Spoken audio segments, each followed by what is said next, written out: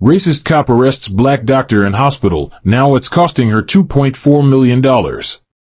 In the dim glow of emergency lights flickering like distant lightning, Dr. Marcus Hale stood over his patient, hands steady as a surgeon's blade, oblivious to the chaos brewing just beyond the swinging doors.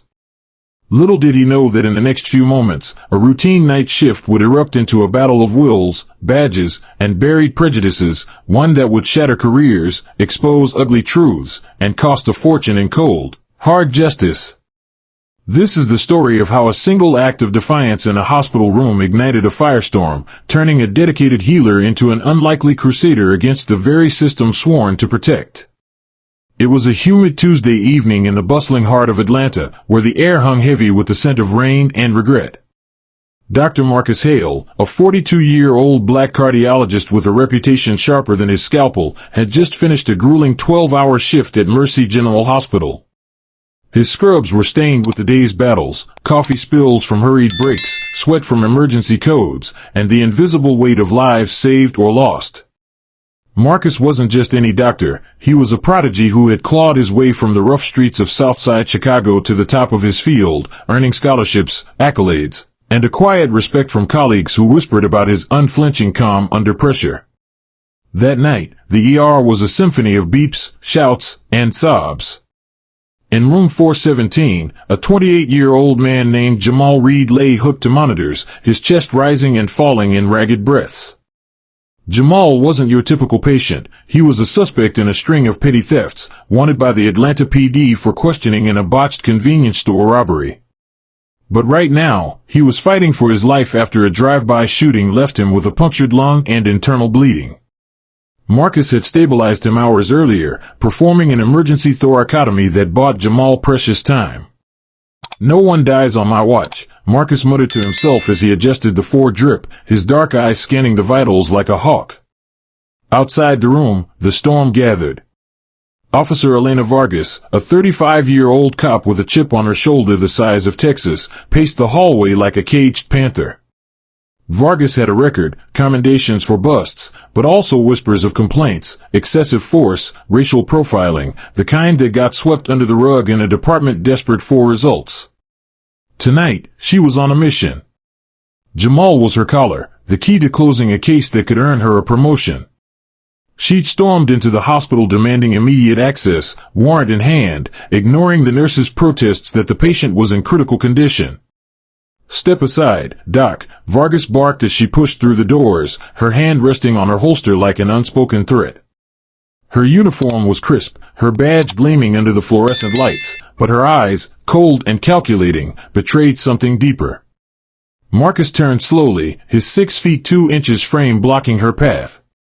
He wasn't intimidated, he'd faced worse in med-school dissections and inner-city ERs. "Officer, this man is post-op. He's sedated and unstable. You can't interrogate him now, it could kill him," Marcus said evenly, his voice a low rumble that carried authority without raising volume. Vargas sneered, her lips curling in a way that made the room feel 10 degrees colder. "I don't need a lecture from you, boy. Move, or I'll arrest you for obstruction." The word boy hung in the air like smoke from a fired gun, laced with venom that Marcus recognized all too well. It wasn't the first time he'd heard it, but in this sterile sanctuary of healing, it hit like a slap. Nurses froze, patients in nearby rooms stirred. Marcus didn't budge. "My duty is to this patient. Yours is to the law. But the law doesn't trump medicine here. Come back with a doctor's clearance." What happened next was a blur of shouts, handcuffs clicking, and bodies colliding. Vargas radioed for backup, her voice crackling with fury. "Suspect's doc is interfering. Send units." Marcus, arms raised in protest, was shoved against the wall, his white coat twisting as cold metal bit into his wrists. "You're under arrest," she hissed, close enough for him to smell the mint gum masking her coffee breath. As they dragged him away, Jamal's monitors beeped steadily, alive, for now. But the real damage was just beginning.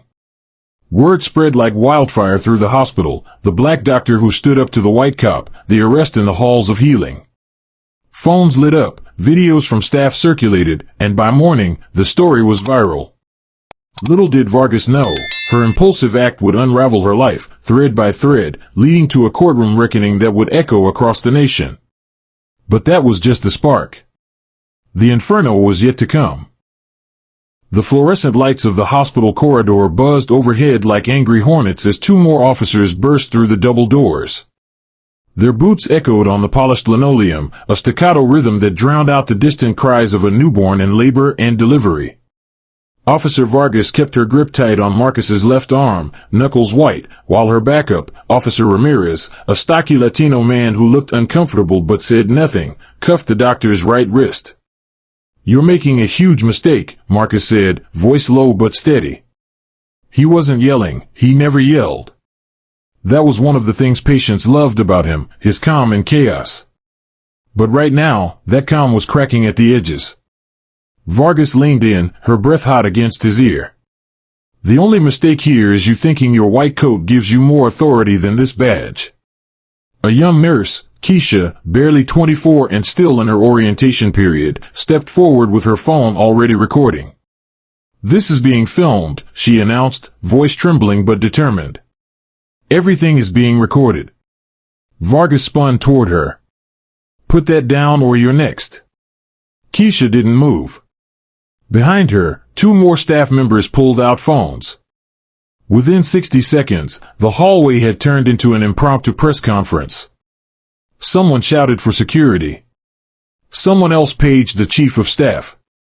And someone, Marcus would later learn it was the janitor who'd been mopping near the elevators, hit live on Instagram. The footage that exploded across social media that night was grainy but unmistakable. A tall black man in blood-speckled scrubs, hands cuffed behind his back. A white female officer with her jaw set like concrete, shoving him toward the elevator. The words "obstruction of justice" barked repeatedly. Marcus's calm, measured voice cutting through the noise, "I am performing my medical duty. This patient will die if you remove me now." By 2:17 a.m., the clip had 18,000 views. By sunrise, 1.2 million. By noon the next day, it was on every major news network with captions ranging from "Doctor Arrested in Hospital Showdown" to "Racial Profiling in the ER" to the more inflammatory "Cop versus Criminal Doctor." Marcus spent 4 hours in a holding cell at the precinct downtown. No one read him his rights until the third hour, when a supervisor finally arrived and realized the arrest paperwork was sloppy at best. They released him on his own recognizance at 6:45 a.m., no charges filed, yet. But the damage was done. He walked out into the pale morning light, still wearing the same scrubs, now wrinkled and damp with sweat. His phone had 147 missed calls, 312 text messages, and notifications so relentless the battery was at 4%. His sister, a lawyer in D.C., had already texted, "Do not speak to anyone without me on the line. I'm booking a flight." Back at Mercy General, the hospital was in full crisis mode. The chief medical officer called an emergency meeting. Administrators scrambled to issue statements. Patient advocacy groups began circling. And Jamal Reed, miraculously, survived the night. The surgical resident who stepped in after Marcus was removed managed to keep him stable long enough for the thoracic team to finish what Marcus had started. By afternoon, #JusticeForDr Hale was trending nationwide. Meanwhile, Officer Elena Vargas sat in the precinct briefing room, staring at her own face on the wall-mounted TV as a cable news anchor dissected the video frame by frame. Her union rep sat beside her, arms crossed. "You should have waited for clearance," he muttered. "I had a warrant," she snapped back. "You had a suspect in critical condition. And you arrested the only cardiologist on duty who knew the patient's anatomy like the back of his hand." Vargas's jaw worked side to side. "He called me officer like I was beneath him." The rep sighed. "That's not what the video shows." Across town, in a modest two-bedroom apartment overlooking the Chattahoochee, Marcus finally allowed himself to sit. His hands, steady through 1,000 emergencies, were shaking now. Not from fear. From rage. The kind that burns slow and clean. He opened his laptop. The first Google alert popped up, Atlanta PD officer in viral arrest video identified as Elena Vargas. He clicked. Her department photo stared back at him, smiling, professional, badge number 4782. He scrolled further. A 2019 Internal Affairs complaint, excessive force during a traffic stop involving a black motorist. A 2021 lawsuit settled quietly, racial slurs allegedly used during an arrest. A 2023 commendation for bravery in a drug bust. Mixed file. Predictable pattern. Marcus closed the laptop and leaned back.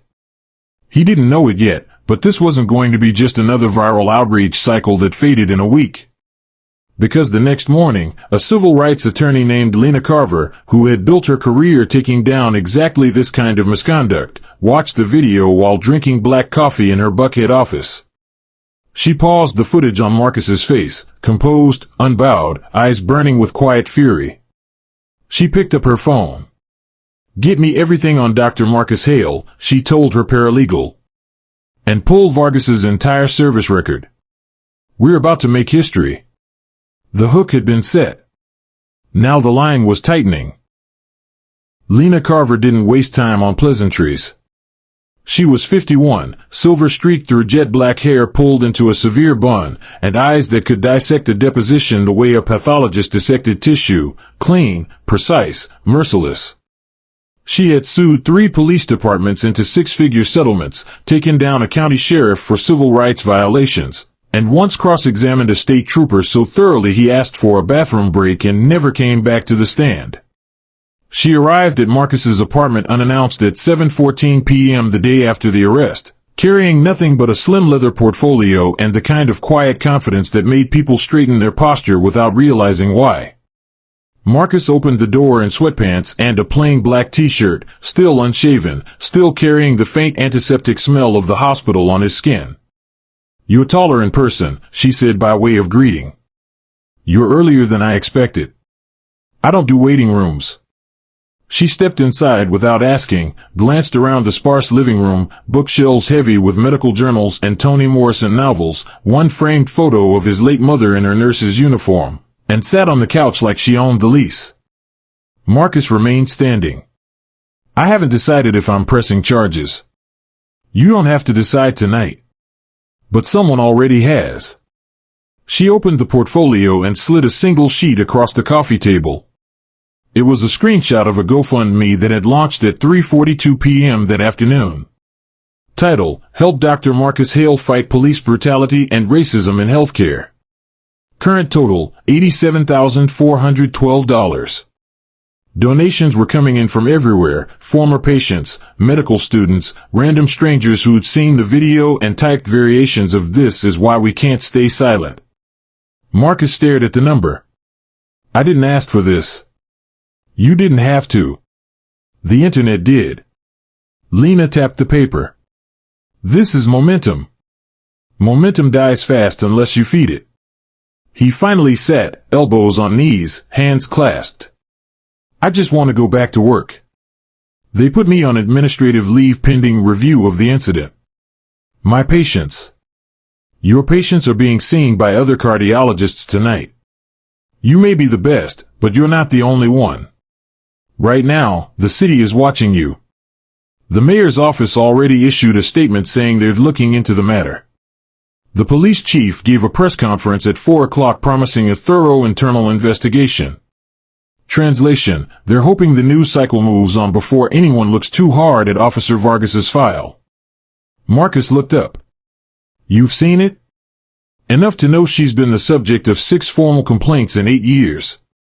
3 sustained. 2 involved black men. 1 involved a use of force complaint that was resolved with a 2-week suspension and anger management classes she never finished." He exhaled through his nose. "So what do you want from me?" "I want you to let me file a federal civil rights lawsuit against the city of Atlanta, the Atlanta Police Department, and Officer Elena Vargas personally." Section 1983. Fourth Amendment violation, unlawful arrest without probable cause. First Amendment, retaliation for protected speech, i.e., you telling her she couldn't kill your patient. 14th Amendment, equal protection, because the boy comment wasn't subtle. Marcus rubbed his temples. "I'm a doctor, not an activist. You became an activist the moment those cuffs clicked. You just didn't know it yet. Silence stretched between them. Outside, traffic hummed along Northside Drive. Somewhere in the distance, a siren rose and fell, routine, unremarkable, until it wasn't. Finally Marcus spoke. What's the realistic outcome? Lena didn't sugarcoat. Most cases like this settle quietly. City cuts a check between $150,000 and $600,000, issues a meaningless policy memo, Vargas gets desk duty for 6 months. Everyone goes home unhappy but still breathing. And the unrealistic outcome? She smiled for the first time, small, sharp, dangerous. We go to trial. We subpoena every email, every text, every body cam and dash cam clip from every stop Vargas has made in the last 7 years. We get former colleagues to testify under oath about the racial jokes in the roll call room. We bring in statistical experts who show the department stops black drivers at 3 times the rate of white drivers in the same zip codes. We put you on the stand and let the jury see the man who risked his career to keep one more black man alive in that hospital bed. And when the verdict comes back, it won't be 6 figures. It'll be 7. Maybe 8. Marcus looked at the GoFundMe total again. It had ticked up another $4,000 while they talked. He met Lena's eyes. How soon can we file? Tomorrow morning. But you have to be sure. Once we file, there's no quiet walkback. They'll come at you hard, character attacks, old malpractice claims they'll dig up, rumors about why you really blocked the arrest. They'll try to make you the villain. Marcus stood, walked to the window, looked down at the river lights reflecting off the water. I've spent my whole life trying not to be the angry black man in the room, he said quietly. I've smiled through microaggressions, through being called by the wrong name, through being followed in stores while wearing my own hospital badge. I told myself it was part of the cost of being excellent in spaces that weren't built for me. He turned back to her. But that night, when she called me boy in front of my nurses, in front of my patient who was bleeding out, something broke. Not loud. Not dramatic. Just final. Lena closed the portfolio slowly. Then let's break something else, she said. Let's break the idea that a badge means more than a Hippocratic oath. Marcus nodded once. File it. The next morning at 9:03 a.m., Lena Carver walked up the steps of the Richard B. Russell Federal Building and filed a 42-page complaint in the U.S. District Court for the Northern District of Georgia. Caption: Hale v. City of Atlanta, et al. Demand: compensatory damages, punitive damages, injunctive relief, attorney's fees, and costs. Amount sought: in excess of $10 million. By lunchtime, every major outlet in the city had the filing. By evening, national cable news was running split screens, the hospital hallway video on one side, Vargas's department photo on the other. And in a quiet room at Mercy General, still recovering but now awake enough to scroll on his phone, Jamal Reed watched the news conference replay. He typed one message to his cousin who'd visited earlier. Tell everybody Dr. Hale saved my life twice now. Once with a scalpel. Once with balls. The reply came 30 seconds later. Already viral, fam. The lawsuit landed like a depth charge in the quiet bureaucracy of Atlanta city government. By the end of the first week, the Public Relations Office had issued 4 separate statements, each more carefully worded than the last. The mayor appeared on local morning television, hands folded solemnly, promising a full and transparent review of all policies and procedures. Behind the scenes, the city attorney's office was in panic mode. They had seen the complaint. They had read the demand letter Lena Carver attached as Exhibit A, $2.4 million in compensatory damages alone, plus punitive, plus fees. They knew the number wasn't random, it was calculated to force a settlement while still leaving room to climb. Officer Elena Vargas was placed on paid administrative leave the same afternoon the complaint was filed. Not because the department believed she was wrong, God forbid they admit that, but because the optics were now radioactive. Her union rep told her to stay off social media, off the streets, and definitely off any interviews. She ignored all three. At 11:47 p.m. that Friday, Vargas posted a single tweet from a burner account she thought was anonymous. Some people think a stethoscope makes you above the law. It doesn't. I did my job. Period. She deleted it 17 minutes later after someone screenshotted it and tagged at Atlanta PD, at Mayor ATL, and half a dozen civil rights organizations. But the internet never forgets. By Saturday morning, the screenshot was everywhere, complete with side-by-side comparisons of her department photo and the hospital hallway video. Meanwhile, Marcus returned to the hospital for the first time since the arrest. He wasn't cleared to see patients yet, but the chief of staff had quietly invited him to come in and talk. What that really meant was damage control. He walked through the employee entrance at 7:05 a.m., scrubs freshly pressed, badge clipped to the pocket. The hallway fell silent the moment he appeared. Nurses stopped mid-stride. A janitor paused his mop. An attending surgeon who usually barely nodded gave him a full salute. Keisha, the nurse who filmed the arrest, was waiting by the elevators. She hugged him without asking. "We got your back, Doc," she whispered. "All of us." Upstairs in the executive conference room, the chief of staff, the hospital CEO, and the head of risk management sat around a long glass table looking like they'd rather be anywhere else. "We want you back as soon as possible," the CEO began, voice oily with practiced sincerity. "But we have to follow protocol. The board is concerned about publicity." Marcus leaned back in the chair. "You mean they're concerned about being deposed?" The room went still. He continued, calm as ever. "I've already been contacted by 3 different news outlets asking if the hospital failed to protect me from unlawful arrest on its premises. I told them I wasn't ready to comment. Yet." The risk manager swallowed audibly. The CEO tried again. "We're prepared to make this right. Full back pay, of course. And we'd like to issue a joint statement with you affirming your dedication to patient care." Marcus looked at each of them in turn. "I'll come back when my name is cleared in court. Not before. And when I do come back, I expect a written policy guaranteeing that no law enforcement officer will ever again be allowed to interfere with medical decision-making without documented medical justification and hospital administration approval. In writing. Signed by every member of this table." He stood. "And one more thing. The next time someone calls me boy inside these walls, I expect security to escort them out. Not me." He walked out before anyone could respond. The story shifted gears that Monday. Jamal Reed, now breathing on his own, sitting up, eating solid food, was discharged to a rehabilitation facility. Before he left Mercy General, he gave an exclusive interview to a local black-owned newspaper. The headline read, "Dr. Hale took a bullet for me, not with his body, but with his career." In the article, Jamal described the night in detail, how he'd overheard the officers outside his room talking about getting this thug out of here before he lawyers up, how Marcus had stood between the door and the hallway like a human shield, how the doctor's voice never wavered even when the cuffs clicked. "I didn't know who he was at first," Jamal said. "Thought he was just another overworked doc.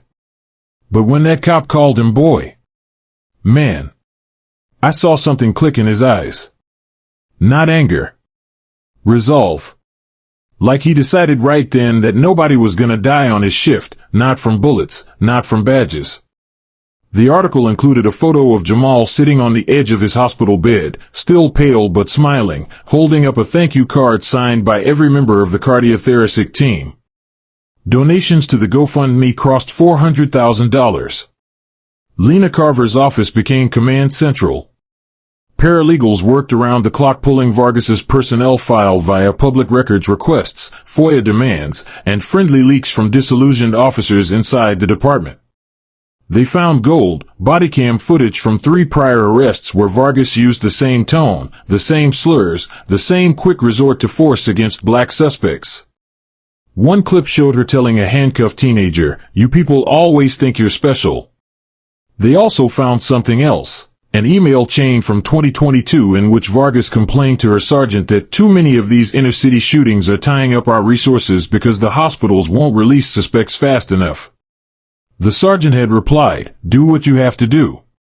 Lena highlighted it in yellow and added it to the growing exhibit list. Across town, Vargas sat in her small apartment in Smyrna, blinds drawn, television muted on CNN. Her phone buzzed nonstop, union reps, old partners, reporters, trolls. She answered none of them. She opened her laptop and searched her own name. The results were brutal. She clicked on one article anyway. It quoted an anonymous source inside the department. "Elena's always been intense. But this time she picked the wrong fight. Hale's not just some guy off the street. He's respected. He's credentialed. And now he's got the whole medical community behind him." She didn't arrest a doctor. She arrested an institution. Vargas closed the laptop hard enough to crack the screen. She didn't cry. She just stared at the wall for a long time. Then she picked up her phone and dialed her union rep. "I want to talk," she said. "On the record." The rep tried to talk her out of it. She hung up. The next morning she called a local investigative reporter she'd known since her rookie days. "I'll give you the whole story," she told him. "But only if you promise to print it exactly as I say it. No edits. No spin." The reporter agreed. The interview was scheduled for Wednesday. The city held its breath. The reporter's name was Derek Holt, a grizzled 48-year-old with a salt and pepper beard and a penchant for plaid shirts that screamed, "I'm trustworthy but don't mess with me." He'd been covering the Atlanta beat for 2 decades, corruption scandals, gang busts, the occasional feel-good story about community policing. He met Vargas at a nondescript coffee shop on the outskirts of Smyrna, the kind with vinyl booths and a jukebox that hadn't been updated since the 90s. She arrived in civilian clothes, jeans, a gray hoodie, baseball cap pulled low. No badge. No gun. Just a woman who looked like she hadn't slept in days. Holt slid into the booth across from her, notebook open, recorder app ready on his phone. "You sure about this, Elena? Off the record until you say go." She nodded once, sharp. "Go." He hit record. For the next 45 minutes, Vargas spilled it all, or at least her version of it. She talked about the pressure from the department to close cases fast, how Jamal Reed was a known associate in a larger drug ring, how she'd been tipped off that he was about to be discharged and disappear into the wind. "I had a warrant," she repeated like a mantra. "Legitimate. Signed by Judge Harlan at 4:15 p.m. that day." Holt jotted notes. "And the doctor?" Vargas hesitated, then leaned in. "He was grandstanding. Blocking me from doing my job. I've seen it before, doctors thinking they're gods in those white coats. He didn't move when I asked. What was I supposed to do? Let a suspect walk because some MD says so? The video shows you calling him boy." Her face hardened. Slip of the tongue. Heat of the moment. "I grew up in a rough neighborhood, okay? Words like that were thrown around. Doesn't make me racist. I've got black friends on the force." Holt raised an eyebrow but didn't interrupt. She kept going, painting a picture of a department stretched thin, of nights pulling doubles, of seeing too many bodies in the streets. People like Hale don't get it. They're in their ivory towers, saving lives one at a time. I'm out there preventing the next shooting. If I'd gotten to Reed sooner, maybe I could have flipped him on his crew. Saved more lives in the long run. By the end, she looked almost relieved, like confessing had lifted a weight. Holt stopped the recording. "This could help you. Humanizes the story. But it could also blow up. You ready for that?" She shrugged. "Can't be worse than it is." The article dropped online at 6:02 a.m. the next morning, front page of the Atlanta Journal-Constitution's digital edition. Headline: "I did my job, Officer Vargas breaks silence on viral hospital arrest." It quoted her extensively, framing her as a dedicated cop caught in a no-win situation. But Holt was fair. He included context, the complaints against her, the lawsuit details. A quote from Lena Carver calling the interview a desperate attempt at damage control that only highlights the systemic issues we're fighting. Social media exploded anew. Hashtag Vargas interview trended alongside hashtag Justice for Dr. Hale. Some praised her honesty. Others called it a non-apology apology. Memes circulated, Vargas's face superimposed on a sorry not sorry card. By noon, the department issued a terse statement. Officer Vargas's comments are her own and do not reflect the views of the Atlanta PD. The internal investigation remains ongoing. Marcus read the article over breakfast in his apartment, coffee growing cold in his mug. He texted Lena, "Seen this?" Her reply, already drafting a response. Motion to compel her deposition next week. She just handed us ammo. Indeed, the interview backfired spectacularly. In trying to defend herself, Vargas had admitted to the boy comment on record, chalking it up to heat of the moment, which Lena's experts would later argue was evidence of implicit bias bubbling over under stress. She'd also revealed the tip about Reed's potential discharge, implying hospital insiders were leaking info to police, a HIPAA violation that Mercy General's lawyers pounced on, filing their own complaint against the department. The GoFundMe hit $750,000. 2 days later, the first cracks appeared in the city's defense. An anonymous whistleblower, later revealed to be a retired sergeant who'd mentored Vargas early on, contacted Lena's office with a thumb drive of internal memos. One dated back to 2020, a directive from command staff encouraging proactive enforcement in high-crime areas, with metrics tied to arrests and clearances. Another from 2023, a warning about increasing scrutiny on use of force incidents involving minorities, advising officers to document everything. The memos painted a picture of a department chasing numbers over nuance, rewarding aggression over de-escalation. Lena filed an amended complaint, adding claims of municipal liability under Monell, arguing the city's policies and customs directly caused the violation. The demand jumped to $3.2 million. Vargas, watching from her apartment as talking heads dissected her interview on cable news, felt the walls closing in. Her union rep called with bad news. The city's considering throwing you under the bus. Separate counsel. Qualified immunity might not hold if the judge sees malice. She hung up and poured a drink. It was 11 a.m. Across town, Marcus attended his first protest, not as a participant, but as a speaker. It was organized by a coalition of medical professionals and civil rights groups outside City Hall. He stood at the podium in a suit, no scrubs this time, looking every inch the reluctant icon. "I didn't ask for this," he told the crowd of 300, microphones thrusting forward. "I just wanted to save a life. But if saving one life means challenging a system that sees some lives as less worthy, then so be it." The crowd roared. Cameras flashed. And in the back, unnoticed at first, stood Jamal Reed, out of rehab, leaning on a cane, wearing a t-shirt that read, "I survived, thanks to Dr. Hale." He raised a fist. Marcus saw him and nodded. The moment went viral. But beneath the growing momentum, shadows lurked. Late that night, Marcus's phone rang from an unknown number. He answered.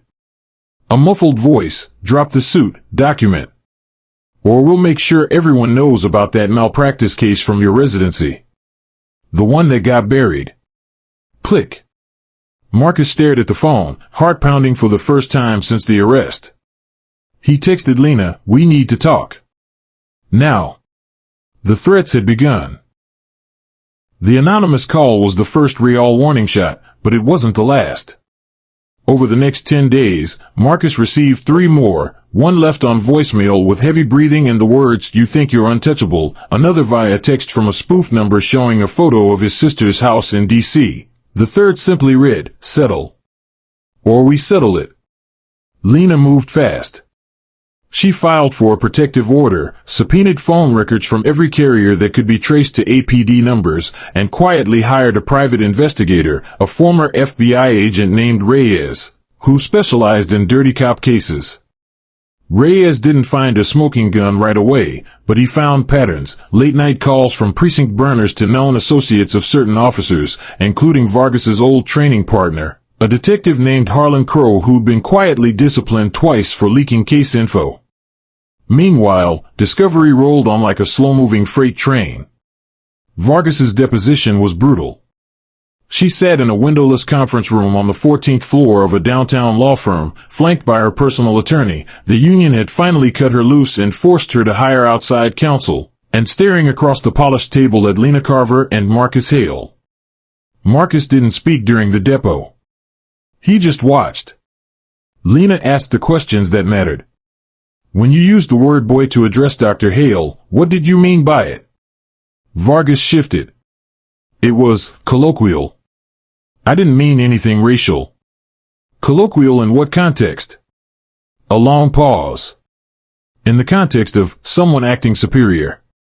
So you were asserting dominance. I was asserting authority. Lena slid a printout across the table, Vargas's own tweet screenshot. You called him grandstanding. You said doctors think they're gods. Did you feel Dr. Hale was acting superior because he was black? Vargas's lawyer objected. Lena rephrased. Vargas answered anyway. I felt he was obstructing. That's it. By the end of the 4-hour session, Vargas had contradicted herself 3 times on the timeline of events, admitted to deleting bodycam footage because the battery died, a claim the department's own tech logs refuted, and, most damning, acknowledged receiving a text from Detective Crow 30 minutes before entering the hospital room. Doc might give you trouble. Handle it. The text was produced in Discovery 2 days later. Crow claimed it was just banter. No one believed him. The city's defense began to crumble. First, the Internal Affairs investigation leaked its preliminary findings. Officer Vargas's actions demonstrated poor judgment and possible bias. The chief suspended her without pay. Then Mercy General quietly settled a separate HIPAA complaint against the department for $275,000 after it was revealed that hospital staff had been pressured to provide patient discharge updates to officers without proper authorization. Public pressure mounted. Protests grew from hundreds to thousands. Medical associations issued statements condemning interference in patient care. The American Medical Association filed an amicus brief supporting Marcus's claims. Even some police reform groups that usually stayed neutral came out in support. The trial date was set, March 17, 2026. But the city didn't want to go that far. On February 12, 2026, exactly 1 year after the arrest, the city attorney's office called Lena. They offered $1.8 million to settle everything, compensatory, punitive, fees, the works. No admission of liability. A non-disclosure clause. Policy changes to be implemented. Lena laughed on the speakerphone. Counter at $4.2 million. Full admission of liability from the city.